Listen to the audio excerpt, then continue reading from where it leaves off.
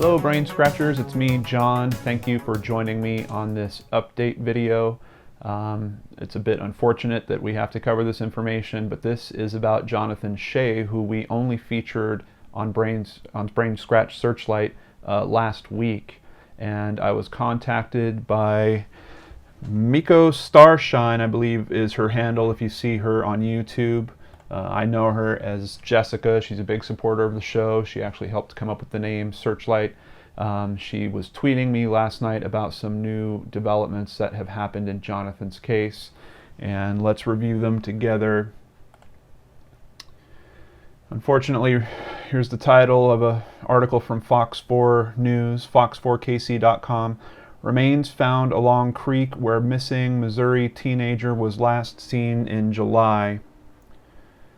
A southern Missouri sheriff says remains have been found along a creek where a 13-year-old boy was last seen in July. Phelps County Sheriff Richard Lazenby said Monday that tests are being conducted on the remains, but it's unclear if they belong to Johnathan Shay, who was reported missing July 9th after he and an 11-year-old cousin left his grandmother's yard in St. James, about 100 miles southwest of St. Louis. The younger boy was found the next day walking along a creek.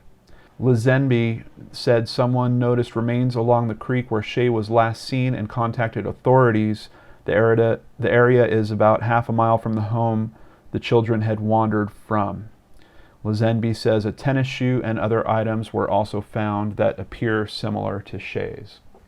Now, if you had the same type of reaction that I did, based off only this information, it certainly looks grim, but I was at least having some hope that this might not be Johnathan.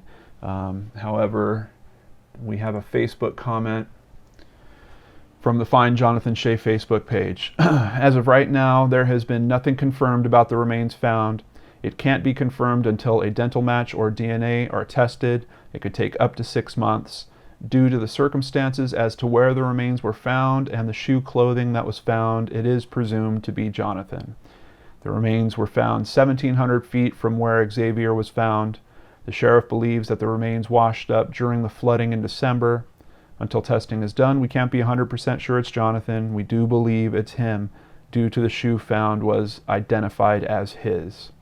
As soon as we get the official results, we will share the information. We would like to thank everybody for their prayers, time, and effort in looking for Johnathan over the last 7.5 months. Thank you, Jason. And below this is just a stream of well-wishers sending their prayers to the family. And of course, all of us here at Searchlight feel the same. I just can't imagine what they're facing in this time. I do hope that it is some type of relief as opposed to not knowing what has happened to him. I know in a lot of these cases that the family have to settle in with this big unknown feeling, some of them for the rest of their lives.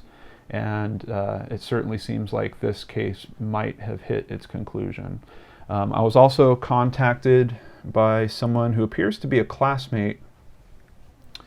Hey, I'm a friend of his, and on the news we think we have found him. Thank you so much for spreading the word about him for us. We have a teacher and she is upset because she knew him very well and it was all over the news.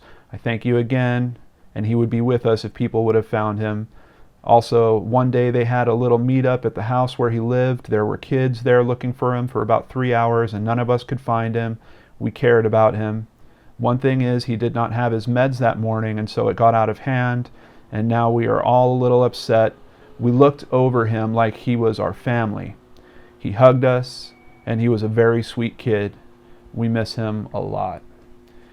And I just wanted to put out there that this story has obviously touched thousands of us, and I'm very sad to see that it came out this way.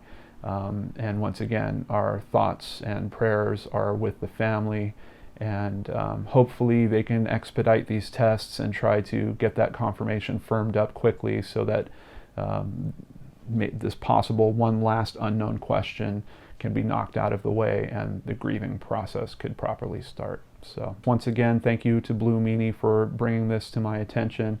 I feel unfortunate that we couldn't have covered it sooner, but apparently I don't think it would have made too much of a difference. It's kind of, honestly, it's a heartbreaker. I never imagined that a case that I would cover would have a conclusion so quick to when we covered it, and this one just kind of hit me out of left field. But that's, I guess, how these things go when you do this type of work, and I'm just very proud that all of you are out there to take this journey with me.